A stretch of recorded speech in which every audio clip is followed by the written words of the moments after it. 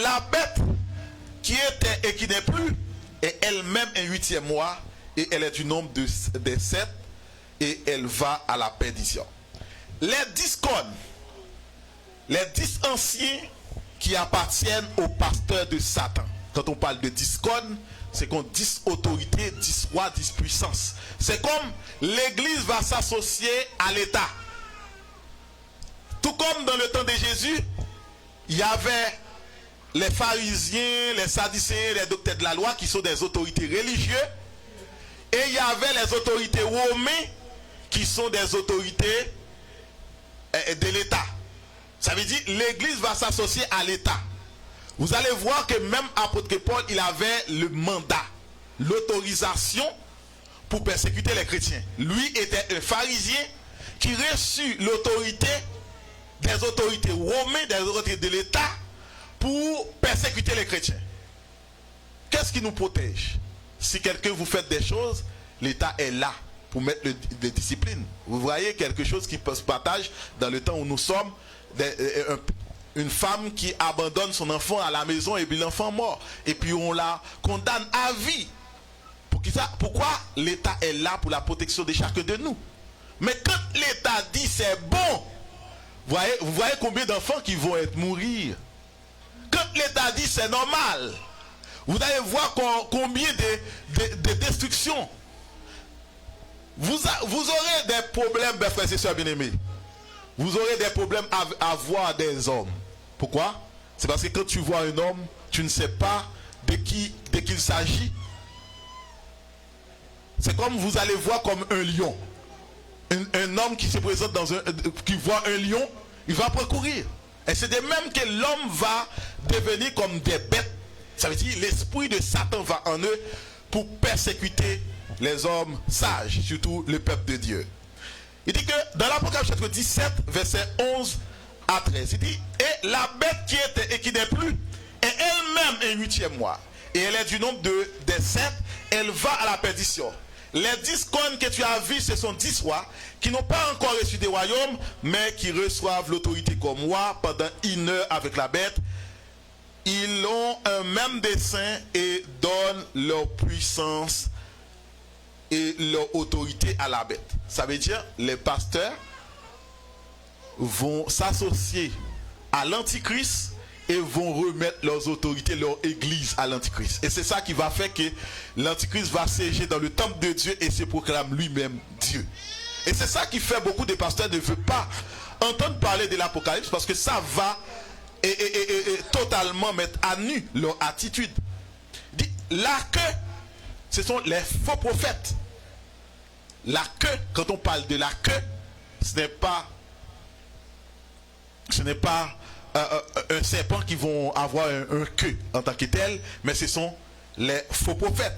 Dans Ésaïe chapitre 9, verset 14 à 16, il dit, aussi l'Éternel arracha d'Israël la tête et la queue, la branche des palmiers et le roseau. En un seul jour, le Seigneur va finir avec ça. C'est pourquoi même si vous faites persécuter, te déferme la parole de Dieu. Il dit, l'ancien et les magistrats, c'est la tête. Et les prophètes qui enseignent le mensonge, c'est la queue. Ceux qui conduisent ce peuple l'égarent. Et ceux qui se laissent conduire se perdent. Ça veut dire, si vous connaissez une personne qui ne dit pas la vérité, qui ne s'assit pas sur la parole de Dieu, et vous restez avec lui, là, vous ferez perdre votre salut. Dans Deutéronome chapitre 28, l'Éternel dit, l'étranger qui sera au milieu de toi s'élèvera toujours plus haut dessus de toi. Et toi, tu descendras toujours plus bas. Il te prêtera et tu ne lui prêteras pas. Il sera la tête et tu seras la queue. Pourquoi? Lorsque il y avait je ne sais pas est-ce que c'est Billy Graham ou pas, et puis il y avait un président américain qui lui a proposé d'être son premier ministre. Et puis l'homme de Dieu dit, je crois que vous me prendrez, vous m'avez descendu trop bas. Moi qui suis le ministre de Dieu, le créateur vous voulez que je sois ton ministre, homme Chanel. Il dit, je pense que vous me descendez trop bas pour être ton premier ministre. Être le premier ministre de Christ. Vous êtes ambassadeur de Christ. Le Fils du Dieu vivant. Il y en a beaucoup qui sont enfoudraillés pour être au pouvoir, pour être chef.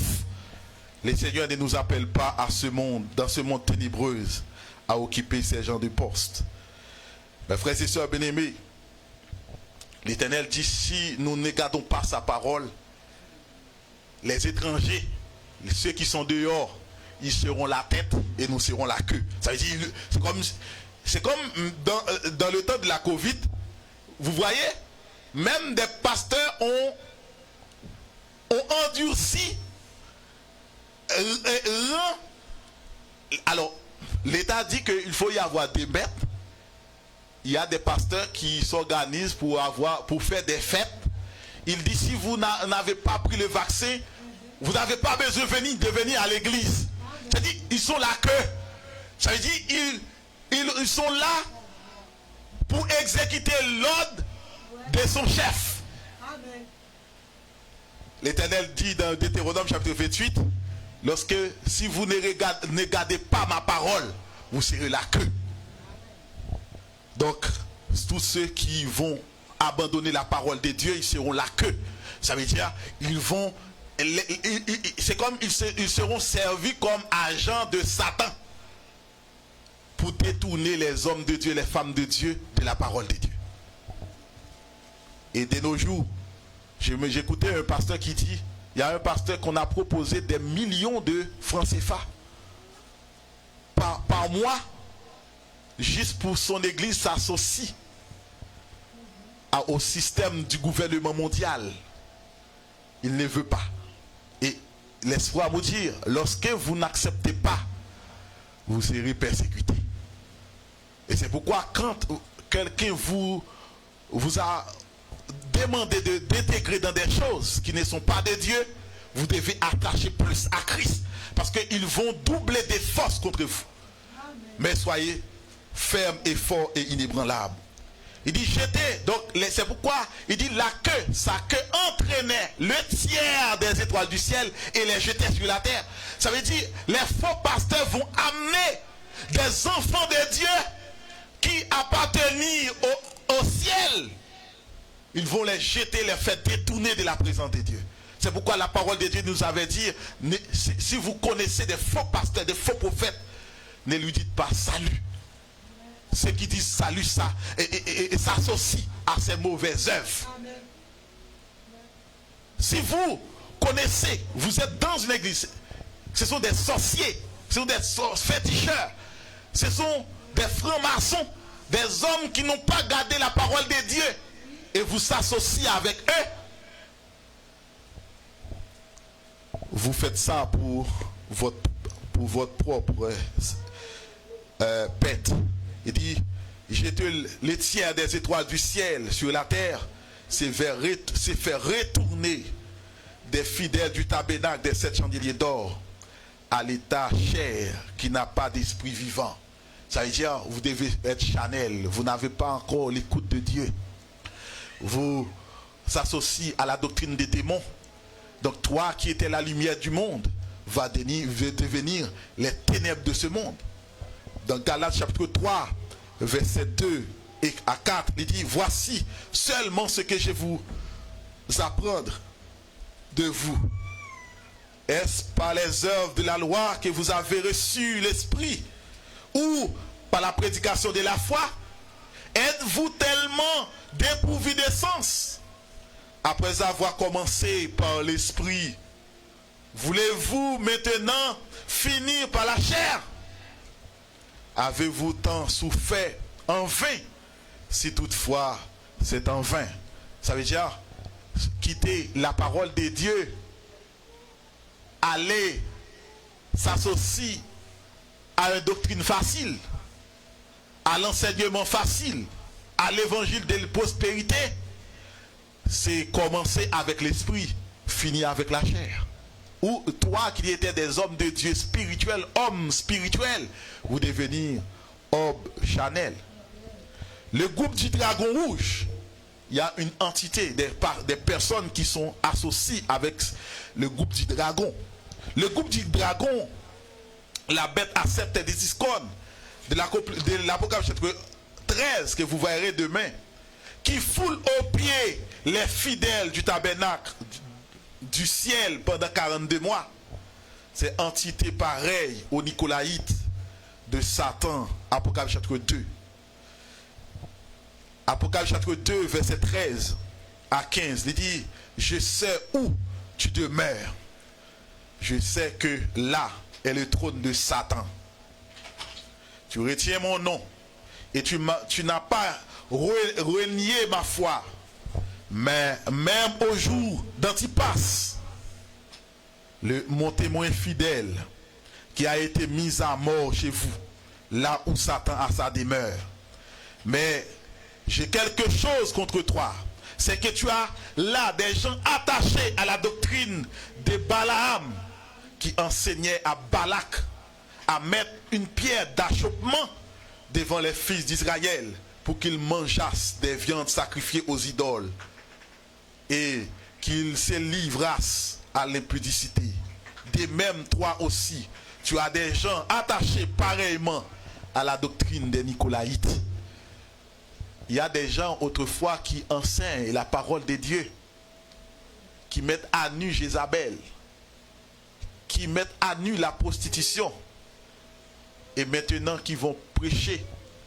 C'est normal. Dieu n'a pas de problème avec ça. Mes frères et sœurs bien-aimés, ils sont tous comme le groupe du dragon. Ce que Satan va utiliser pour que sa queue entre dans le tiers des étoiles du ciel, ce qui appartenir à Dieu, pour les faire tourner le dos au Seigneur. C'est ça, apôtre Paul parle de l'apostasie. Babylone qui a séduit toutes les nations avec le vin de l'impudicité dans l'Apocalypse chapitre 17, 18.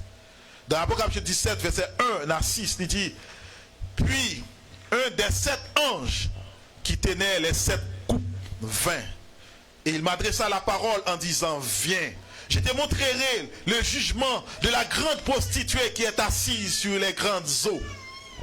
C'est avec elle que les rois de la terre se sont livrés à l'impudicité. Et c'est du vin de son impudicité que les habitants de la terre se sont enivrés. Il me transporta en esprit dans un désert. Et je vis une femme assise sur une bête d'écarlate, pleine de noms de blasphèmes, ayant 7 têtes et 10 cornes. Cette femme était vêtue de poupes et d'écarlate, et parée d'or, de pierres précieuses et de perles. Elle tenait dans sa main un coupe d'or rempli d'abominations et des impuretés de sa prostitution. Sur son front était écrit un nom, un mystère. Babylone la grande, la mère des impudiques et des abominations de la terre. Et je vis cette femme ivre du sang des saints et du sang des témoins de Jésus. En la voyant, je fus saisi de grand étonnement. Voilà la femme Babylone, la grande prostituée. Beaucoup de personnes pensent que à la fin des temps, puisque la Bible parle de la fin, ils comprennent que de la fin, c'est que les gens vont dans nécessité, il n'y aura pas de nourriture. Ce n'est pas la nourriture qui va. La femme là va faire des poupes et des calates parées d'or, mais pleines de noms de blasphèmes. Les gens vont vivre une vie de luxe, et cette vie de luxe vont faire à ce qu'ils prennent la parole de Dieu pour fable. Ce n'est pas qu'il va y avoir la faim, grand goût, la misère. La faim, la misère, c'est pour ceux qui veulent garder la parole de Dieu. Mais ceux qui s'associent à la femme, la grande prostituée, ils seront vêtus de poupes et de calates. Ils auront des vies de luxe. Et cette vie de luxe. Je vais juste rajouter quelque chose à ce que tu dis. Oui. Dernièrement, ils ont mis en place un système qui vont mettre bientôt que ceux qui ne travailleront pas vont avoir 2000 pièces par mois. Qu'est-ce qu'ils vont faire? Ils disent on va vivre dans le luxe et ils vont inciter le monde à ça pour qu'ils soient capables de tout acheter avec 2000 pièces par mois et pas le chèque du PS qu'on a là. Ce luxe-là qu'on parle, c'est d'accepter ce système-là. C'est ce système-là qui s'en vient se mettre en place pour le monde entier. Que ceux qui ne travaillent pas, et que ceux qui travaillent gagnent moins, d'aient payé dans leur compte à chaque mois 2000$ pour vivre. Amen, amen. Donc pour vous dire, l'ennemi prépare les choses. Donc, regarde ce qu'il dit. Il dit, quelle est la raison pour laquelle le dragon veut dévorer l'enfant lorsque la femme enfantera? Quelle est la raison? C'est parce que l'enfant est la personne qui va prendre toute l'autorité que le dragon possède et va perdre toutes les nations. Ça veut dire, Satan connaît vous et moi. Vous aurez prendre la place qu'il avait eue lorsqu'il n'avait pas encore rejeté par Dieu, lorsqu'il n'était pas rentré dans la rébellion. Et c'est ça qui fait que il travaille fort pour nous détourner de Dieu. Ça veut dire, Satan connaît, vous allez prendre sa place, son autorité, son pouvoir, et c'est pourquoi il travaille fort pour vous détourner de ce bonheur, pour détourner de la voie de Dieu. Dans l'Apocalypse chapitre 12, verset 5, regarde ce que Jésus a promis. Il dit, elle enfanta un fils, la femme enfanta, elle enfanta un fils qui doit perdre toutes les nations avec une verge de fer. Et son enfant fut enlevé vers Dieu et vers son trône.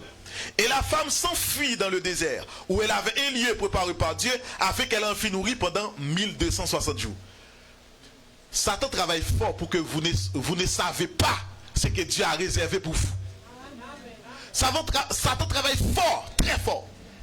Ouais, cet enfant, beaucoup de personnes, des hommes de Dieu disent, c'est Jésus. Pourquoi? Dieu a réservé ces choses pour nous. Satan voiler la parole. Et ce sont eux ce sont ces choses qui sont enseignées même dans les écoles bibliques. Et tout le monde sache que cet homme-là, cet enfant-là, c'est Jésus. Comment cet enfant est Jésus? Quand dans l'Apocalypse chapitre 5, Jean a vu un livre écrit en dedans et en dehors, scellé de 7 sceaux. Personne ne pouvait ni lire le livre, ni le regarder. Et puis Jean commence à pleurer. Et puis un vieillard lui dit, ne pleure pas. Voici l'agneau de Dieu a vaincu pour ouvrir le livre et d'en ouvrir les sceaux. Comment Jésus qui a ouvert les sceaux, et à chaque sceau que Jésus a ouvert dans le livre, les événements ont apparu. Et puis c'est Jésus qui est rentré dans le sein de Marie, qui est déjà mort depuis longtemps, et qui renaît encore. Satan ne veut pas que vous sachiez ce que Dieu a réservé pour vous. Il dit, elle enfanta un fils qui doit perdre toutes les nations avec une verge de fer. Et son enfant fut enlevé vers Dieu et vers son trône. Et là, regarde, j'aimerais vous regarder. Si je dis, c'est Jésus qui a promis, qui a fait cette promesse, ça veut dire l'enfant qui est né, il dit que elle enfanta un fils qui doit perdre toutes les nations avec une verge de fer. Et son enfant fut enlevé vers Dieu et vers son trône. Beaucoup de personnes disent que dans l'Apocalypse, il n'y a pas d'enlèvement, parce qu'il associe ça à Jésus. C'est l'église de Dieu qui doit enlever. L'ennemi va venir. Le grand dragon, avec 7 têtes et 10 cornes, va venir pour dévorer l'enfant. Mais l'enfant est né, il s'enlève. Ce sont ceux, les 5 vieilles sages qui ont gardé la parole, qui vont enlever. Et l'ennemi n'aura pas eu le pouvoir de les frapper. La verge de fer, dans la parole, c'est l'autorité ecclésiastique. C'est l'autorité qu'on a en Jésus-Christ. Regarde mes frères et sœurs bien-aimés. Merci frère Charles. Il dit, l'enfant mâle qui doit perdre toutes les nations avec une verge de fer. dans l'Apocalypse chapitre 2, il dit, à celui qui vaincra. Voilà ce que Jésus a promis avec vous et moi. Il dit, à celui qui vaincra et qui gardera jusqu'à la fin mes œuvres, je donnerai l'autorité sur les nations. Il les pètera avec une verge de fer, comme on brise les vases d'argile, ainsi que moi-même j'en ai reçu le pouvoir de mon Père. Ça veut dire l'autorité de la verge de fer pour régner sur les nations, ce sont les vainqueurs, ceux qui gardent sa parole. Ce n'est pas Jésus, mais c'est ceux qui ont gardé sa parole. Regarde ce que Jésus a dit dans Apocalypse chapitre 2, chapitre 3, versets 20 et 21. Il dit, voici, je me tiens à la porte et je frappe. Si quelqu'un entend ma voix, ouvre la porte, j'entrerai chez lui, je souperai avec lui, lui avec moi. Voici la promesse que l'ennemi a bafouée pour que vous ne sachiez pas. Il dit, c'est lui qui vaincra, je le ferai asseoir avec moi sur mon trône, comme j'ai vécu et je me suis assis avec mon Père sur son trône. Jésus dit, même Jean, moi, j'ai été vécu, j'ai assis avec mon Père sur son trône, vous aussi, si vous vaincrez le diable en gardant ma parole, vous serez assis sur mon trône. C'est pourquoi lorsque Pierre dit, et nous, que réserve pour nous qui avons tout quitté, Jésus dit, vous qui m'avez suivi, vous serez assis sur 12 trônes pour juger les 12 tribus d'Israël. Mes frères et sœurs bien-aimés, lorsqu'on parle encore 12 tribus d'Israël, les seigneurs, c'est comme, j'aimerais vous expliquer ça, la question du 12. Même dans l'Apocalypse 7, on comprend depuis on parle des 12 tribus, c'est comme 12 tribus d'Israël. Vous allez voir, même Jésus, quand il est venu, il formait 12 apôtres. Et même au jour où, et alors Judas a trahi, pour que le Saint-Esprit soit venu, on remplace Judas d'abord. Parce que les apôtres devraient être 12. Regarde. C'est comme les seigneurs depuis dans Genèse, les seigneurs a sélectionné les enfants d'Israël 12 tribus. De ces 12 tribus, c'est là la généalogie des enfants d'Israël ont sorti. Est-ce que vous comprenez? C'est de même, Jésus a construit 12 apôtres. Chacun de nous provient de son message. Moi, j'ai reçu le message d'une personne. Moi, j'ai reçu le message de mon frère dans ma maison qui a prié pour moi. Et puis depuis là, j'y suis. Et j'évangélise beaucoup. Toutes les personnes qui sont venues, c'est comme ces 12 apôtres-là. Vous êtes le produit des 12 apôtres. Comment? C'est parce que le message que vous venez entendre et qui vous fait accepter le Seigneur provient de serviteurs de Dieu de génération en génération qui a reçu le message soit par Jean, soit par Jacques, soit par André, soit par Pierre, soit... Et puis jusqu'à vous. C'est comme une arme généalogique. Et le Seigneur a construit ces 12. Ça veut dire, ce n'est pas que Israël physique, mais ce sont des gens qui ont reçu le message de Christ et qui ont devenu des fils de Dieu. Il dit que, voici, je me tiens à la porte et je frappe. Si quelqu'un entend ma voix, ouvre la porte, j'entrerai chez lui. Je souperai avec lui et lui avec moi. C'est lui qui vaincra. Je lui ferai asseoir avec moi sur mon trône comme j'ai vécu et je me suis assis avec mon Père sur son trône. Donc, de même que Jésus, après sa mort et sa résurrection, il est allé à la droite du Père. Et Étienne l'avait vu. Pendant qu'on a pidé Étienne, Étienne dit, je voyais Jésus à la droite du Père pour me recevoir. Et c'est de même que au jour de l'enlèvement, nous serons à sa droite pour régner sur les nations. Donc, qui doit paître? Après avoir combattu, vaincu le groupe du dragon, ceux qui ont s'associent à la doctrine des démons, la bête à cette discorde, après la fin des 42 mois, regarde ce qu'il dit dans Apocalypse chapitre 17, verset 14 à 15. Il dit, il combattra contre l'agneau, le système, l'antichrist, c'est les faux prophètes et tous ceux qui vont prendre la marque de la bête. Il combattra contre l'agneau et l'agneau les vaincra. Jésus-Christ. Parce qu'il est le Seigneur des seigneurs et le roi des rois. Et les appelés, nous qui avons reçu le message, les appelés, les élus, nous qui gardons la parole, les fidèles qui sont avec lui, les vaincront aussi. Il dit, et il me dit, les eaux que tu as vues sur lesquelles la prostituée est assise, ce sont des peuples, les foules, les nations et les langues et des langues. Ça veut dire quand on parle même de l'Apocalypse chapitre 1er, on parle d'une bête qui va sortir de la mer. Ce n'est pas une bête qui va sortir de la mer physique, mais c'est une bête qui va sortir de la nation, qui vont gouverner, régner sur les nations, qui vont avoir l'autorité sur les nations. Ce n'est pas qu'une bête qui va sortir de la mer.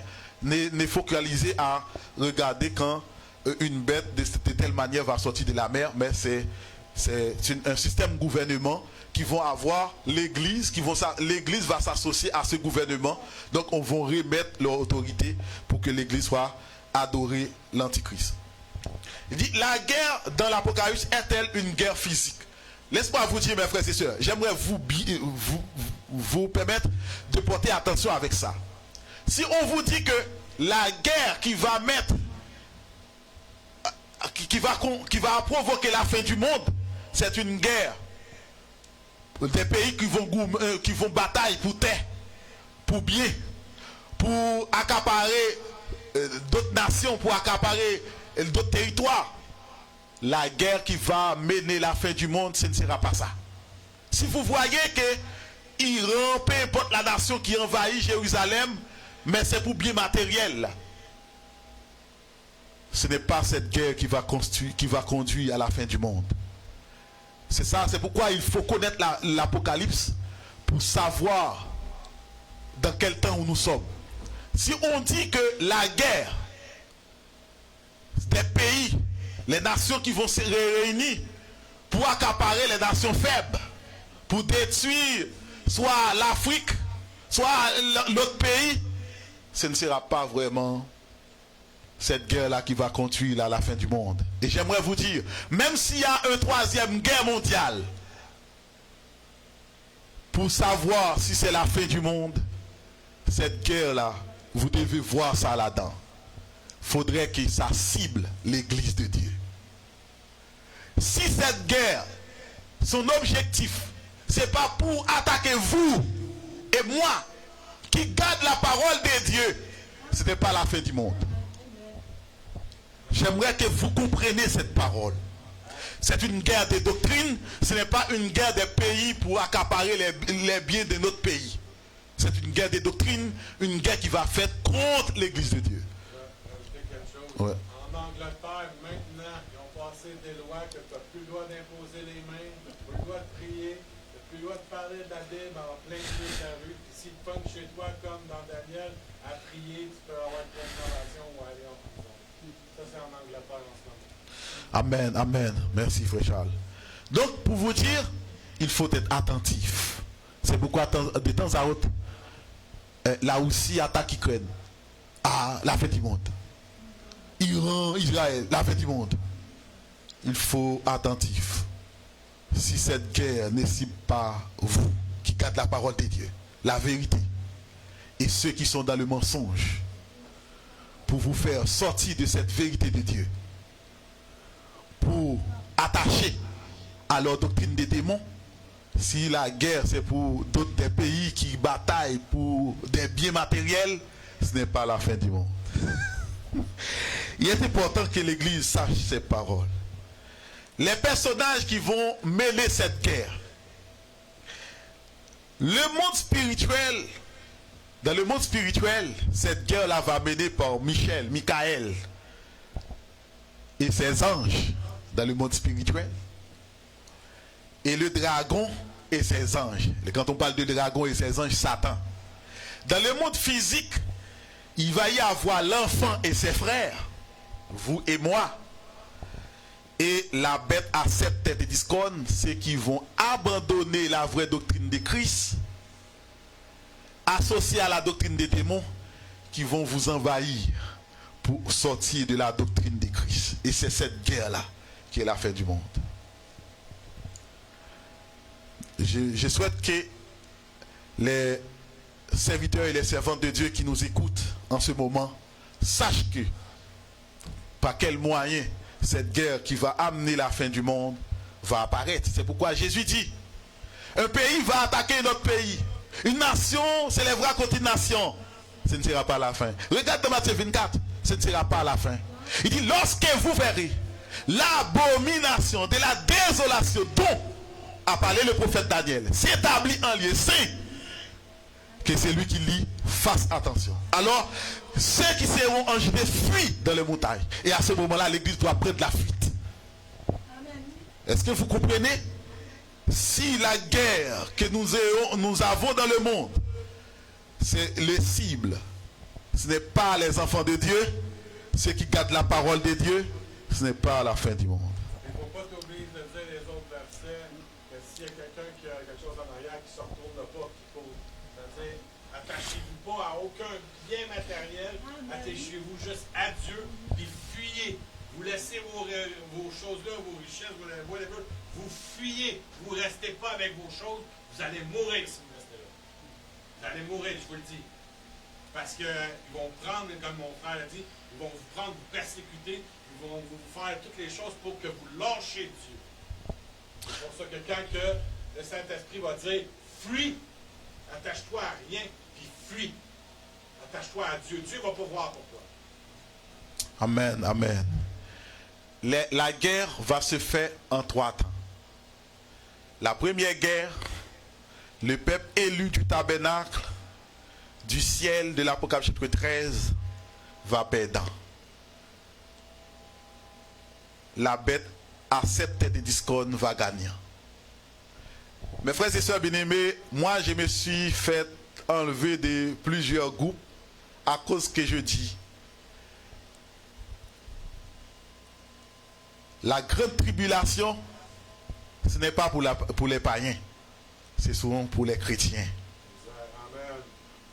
Et à cause de ça, beaucoup de personnes qui sont des théologiens, qui font des années en théologie, ils disent c'est faux. Et beaucoup m'ont enlevé de leur groupe. Mais ce que je regarde, il y en a beaucoup. Même s'ils n'écoutent pas ma parole, ils rejettent. Après ça, ils tombent eux-mêmes. Moi, j'ai toujours là pour prêcher la parole. Ils tombent sur leur propre piège. La première guerre, l'église, le peuple élu du tabernacle, du ciel. Pourquoi on dit le tabernacle? Le tabernacle représente l'église de Dieu. Dans le temps de Moïse, c'était un tabernacle physique. Dans les où nous sommes, c'est nous, moi et vous. Du tabernacle du ciel. Va perdant et la bête à 7 têtes et 10 cornes va gagnant. Dans la deuxième guerre, l'enfant et ses frères, la bête à 7 têtes et 10 cornes, l'enfant et ses frères va gagnant, ça veut dire l'église de Dieu va gagnant. Et la bête à 7 et 10 cornes va perdant. Et la dernière guerre, ce sera la guerre d'Armageddon. Que ça a une autre étude sur ça. La femme persécutée par le dragon qui s'enfuit dans le désert. Vous regardez, il dit, elle enfanta un fils, Apocalypse 5, Apocalypse 12, verset 5 et 6, il dit, elle enfanta un fils qui doit perdre toutes les nations avec une verge de fer. Et son enfant fut enlevé vers Dieu et vers son trône. Et la femme s'enfuit dans le désert, où elle avait un lieu préparé par Dieu, afin qu'elle en fût nourrie pendant 1260 jours. C'est pourquoi Jésus dit, lorsque vous verrez l'abomination de la désolation dont a parlé le prophète Daniel, c'est d'habiller en le sait que c'est lui qui lit, fasse attention. Alors ceux qui seront jetés fuient dans les montagnes. C'est-à-dire l'église de Dieu doit prendre la fuite. Beaucoup de personnes pensent que tout le monde va enlever. Mais la Bible dit, le fils, le dragon attend la naissance de l'enfant, l'enfant est né, il est enlevé. Mais la femme prend de la fuite. Ils n'ont pas enlevé. La femme n'est pas enlevée. Ils prennent de la fuite, mais l'Éternel a réservé un lieu pour les protéger. Pendant la période de la grande tribulation, les seigneurs, avant, le Seigneur va enlever une partie de l'église, ceux qui gardent sa parole, c'est les 5 vieilles sages, qui ont leur lampe allumée au son du 7e son de la trompette, qui vont enlever. Les autres doivent prendre la fuite.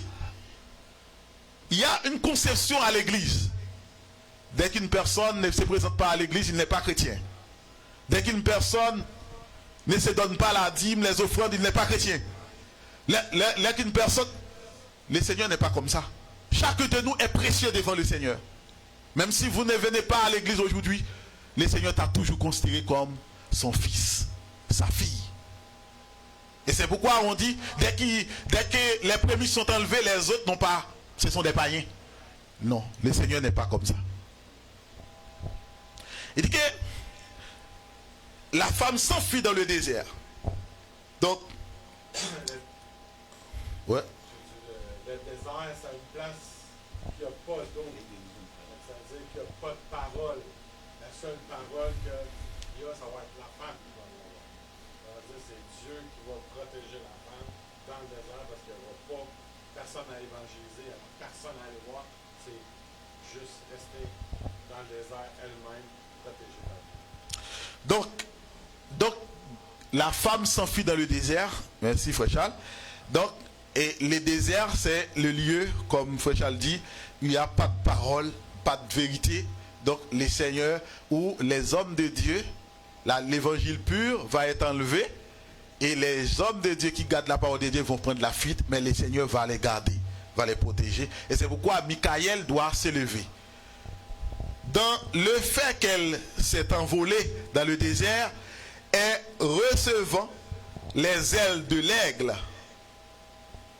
en recevant les ailes de l'aigle, est allée au désert, conduite par les 4 êtres vivants. Donc, les seigneurs, c'est pourquoi le Seigneur dit, et je vous ai porté des ailes d'aigle. Il dit, son lieu, le désert où elle s'enfuit, le désert spirituel, où il n'y a pas de parole de vérité. Ça veut dire là où la parole de Dieu n'est pas là. Si Satan envahit le monde, il n'y a pas de vérité. Pas de chasser les démons maintenant. Parce que la puissance pour chasser les démons vont partir. C'est pourquoi l'apôtre Paul dit, les prophéties prendront fin. Les langues cesseront. C'est pourquoi l'amour, c'est lui qui va rester. C'est pourquoi nous devons avoir de l'amour les uns pour les autres dès aujourd'hui. Parce que la question de parler en langue, chasser démons, miracles, guérison. Moi, ce que j'ai dit au Seigneur, si ma vie n'est pas correcte avec toi, si j'ai pris avec quelqu'un, ne fais rien. Parce que ma vie spirituelle, c'est au premier rang. Parce que le Seigneur a pris beaucoup des hommes, des pasteurs, faux prophètes.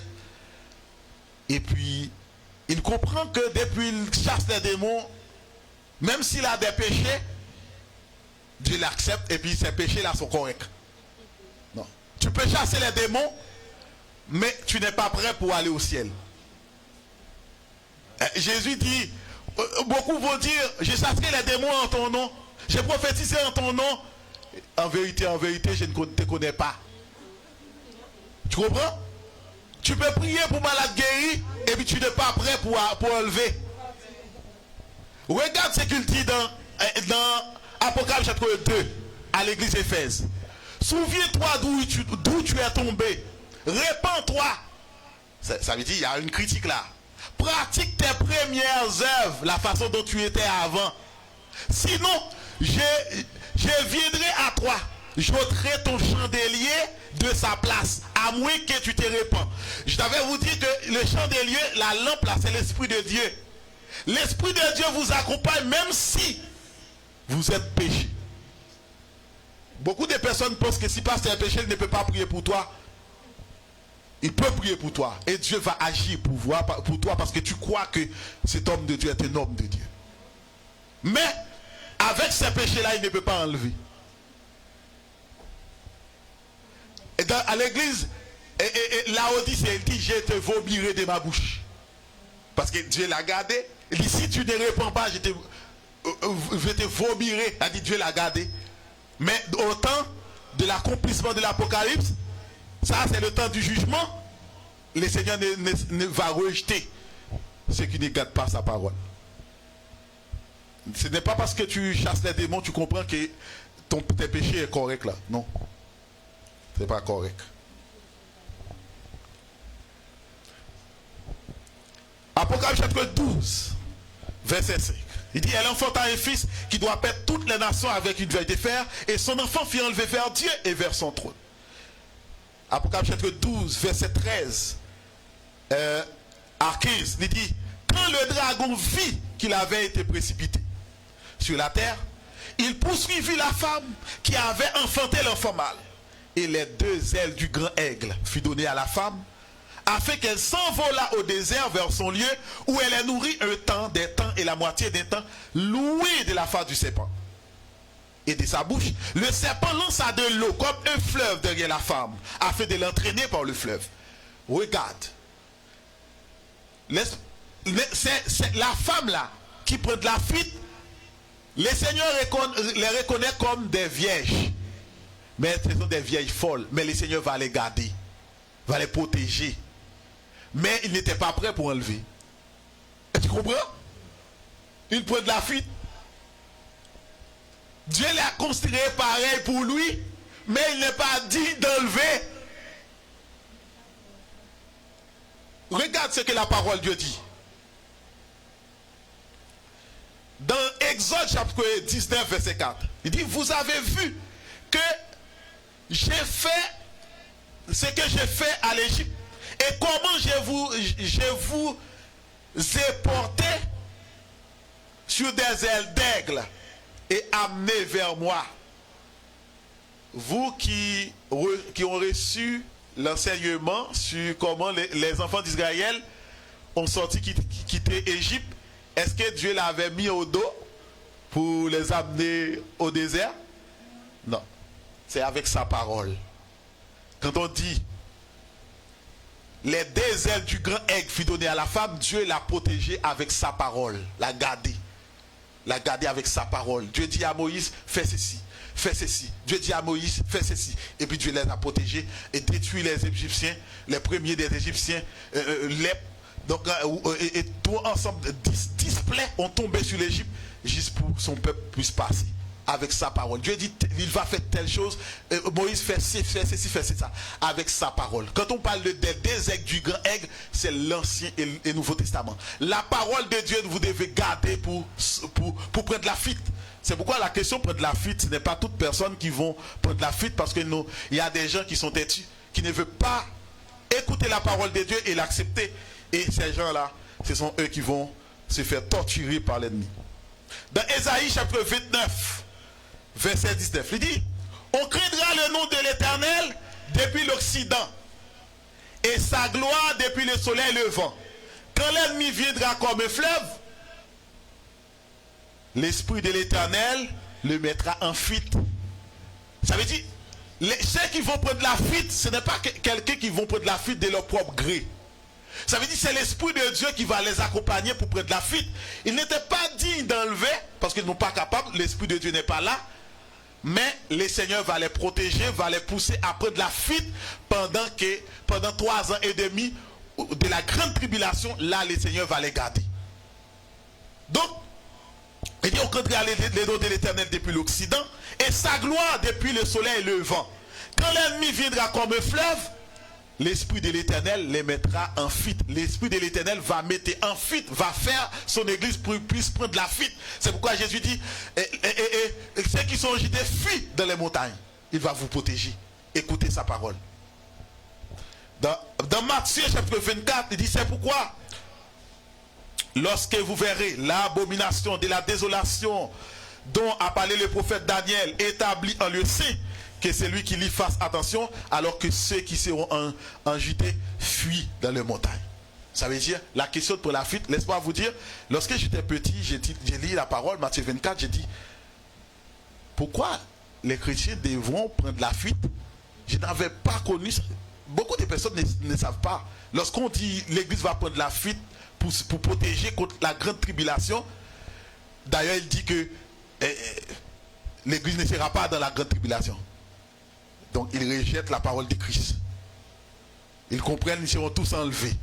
C'est comme quoi il était pur pour enlever. Et je prends un simple exemple avec vous. Tu peux chasser les démons, tu peux prier pour une malade, pour que le malade guérit, et puis tu n'es pas digne d'enlever. Pourquoi? Ça veut dire, l'Éternel dit, rien des souillés n'entreront pas dans les royaumes. Moi, je suis intelligent un peu, j'ai dit, Seigneur, s'il y a quelque chose, dis-moi, pour que je corrige, au lieu de prier avec quelqu'un pour guérir, chasser les démons, tout le monde parle de moi pour enfler d'orgueil, que j'ai prié avec quelqu'un pour guérir, et puis on dit, oh, à la puissance de Dieu, et pourtant, je ne suis pas correct avec Dieu. Donc, ouais. Dans Zacharie chapitre 2, verset 5,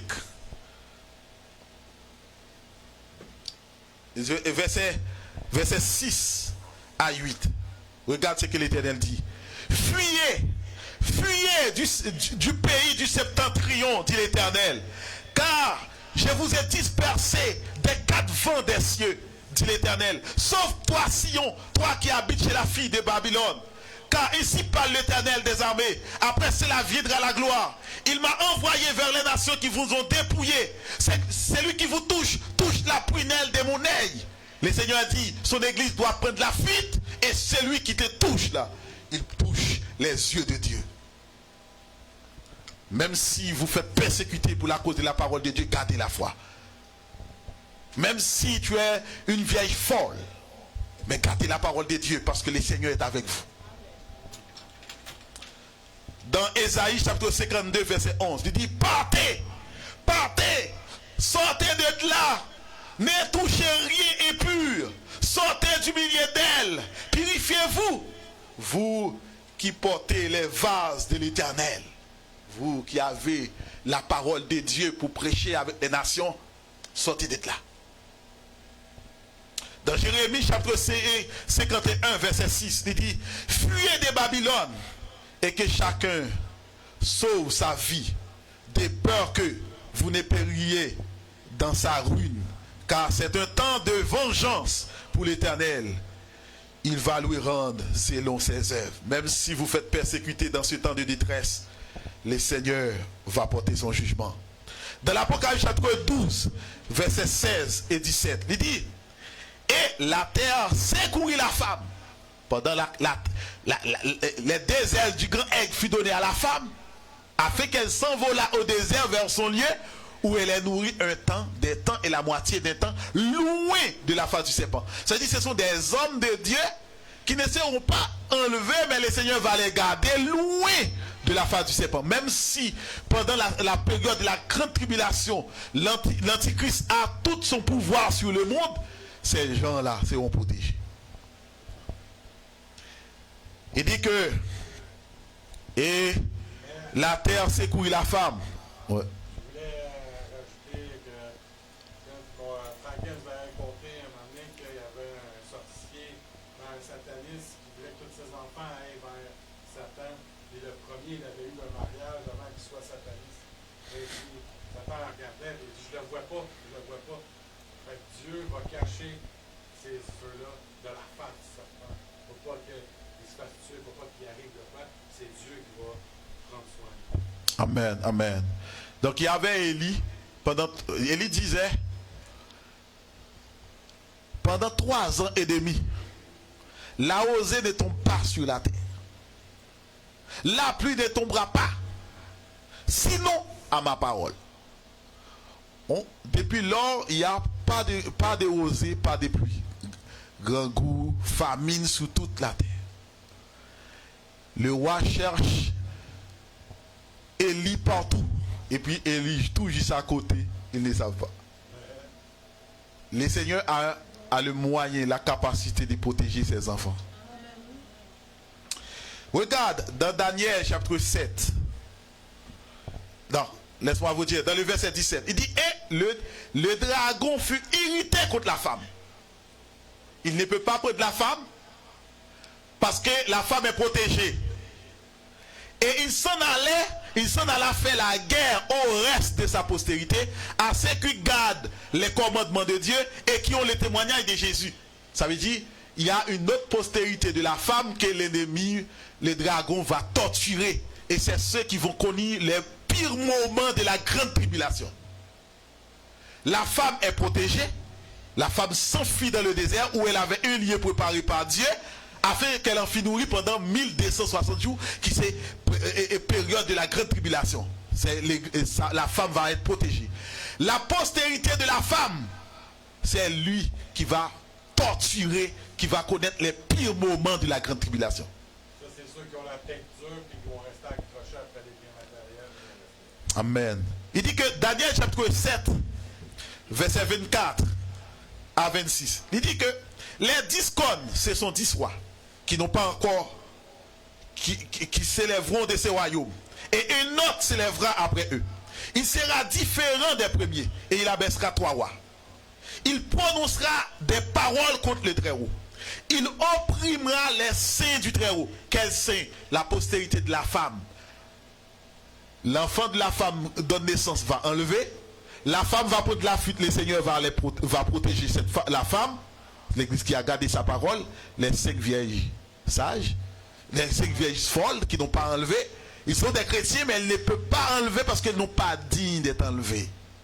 Ils ont des choses qui les retiennent. Mais le Seigneur va les protéger, il va les garder, il va les cacher. La postérité de la femme, là, c'est ceux qui vont connaître les pires moments de la grande tribulation. Il dit il prononcera des paroles du Très-Haut. Il opprimera les saints du Très-Haut. Il espéra changer les temps et la loi. Les saints seront livrés entre ses mains pendant un temps, des temps et la moitié des temps. Puis viendra le jugement. On lui ôtera sa domination qui sera détruite et anéantie pour jamais. Ça veut dire, pendant la période de 3 ans et demi du règne de l'Antichrist, il a le droit, le plein pouvoir de faire tout ce qu'il veut sur la terre. Ils vont opprimer les saints du Très-Haut. Il espéra changer les temps et la loi. Les saints seront livrés entre ses mains pendant un temps des temps et la moitié des temps, puis viendra le jugement. Donc on va livrer, c'est ça, la grande tribulation, mes frères et sœurs bien-aimés, c'est pour les chrétiens, ceux qui gardent la parole de Dieu. Dans 2 Thessaloniciens chapitre 2, il dit de ne pas vous laisser facilement ébranler dans votre bon sens, et de ne pas vous laisser troubler, soit par quelques paroles, par quelques inspirations, soit par quelques paroles, ou par quelques lettres qu'on dirait venues de nous, comme si les jours du Seigneur étaient déjà là.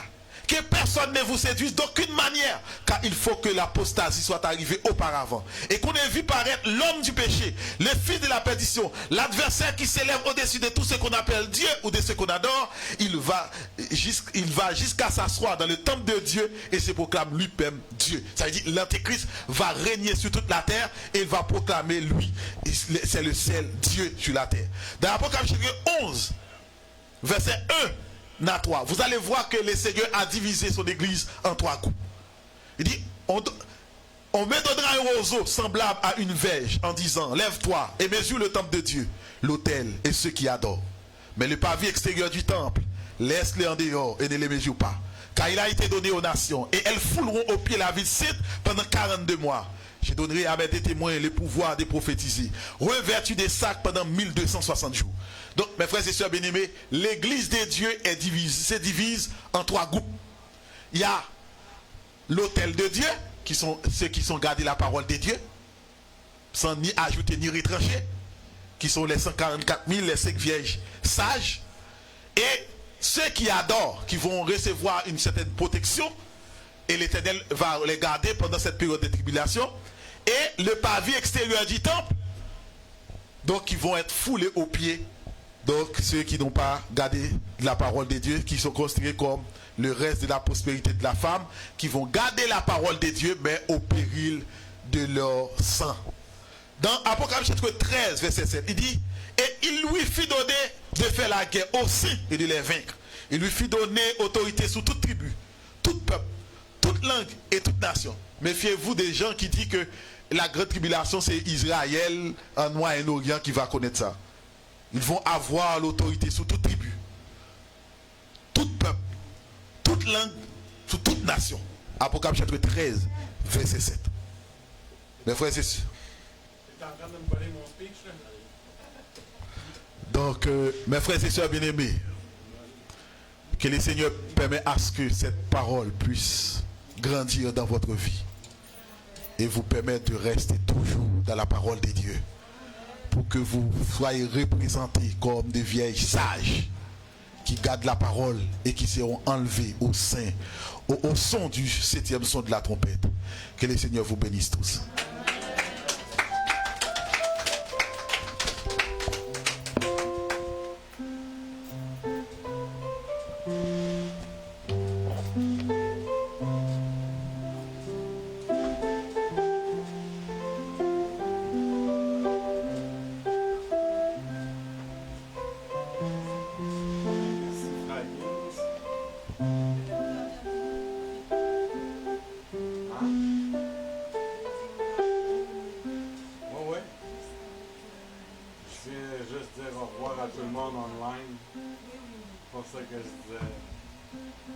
Merci pour Apocalypse 12, mon frère.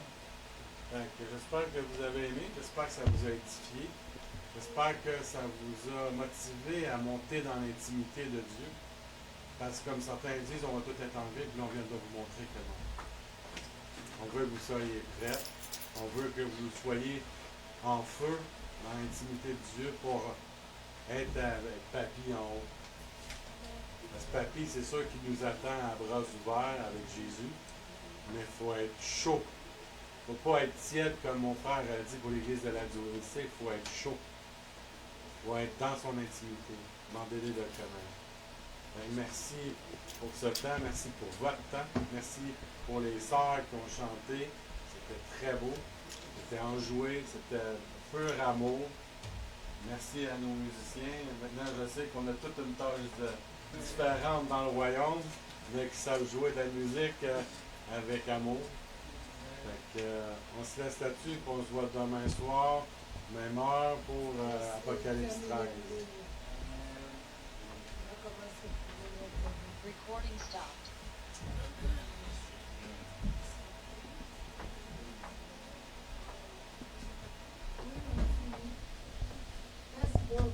Que le Dieu de paix vous sanctifie lui-même tout entier. Et que tout votre être, l'esprit, l'âme et le corps soient conservés irrépréhensibles lors de l'avènement de notre Seigneur Jésus-Christ. Que la miraille de feu de notre Seigneur Jésus-Christ vous entoure votre famille, vos enfants, vos maris, vos femmes, vos mères et pères, vos ministères, et vous permettre de rester toujours dans sa parole. Bonne nuit avec Jésus. Que le Seigneur vous bénisse tous. Amen.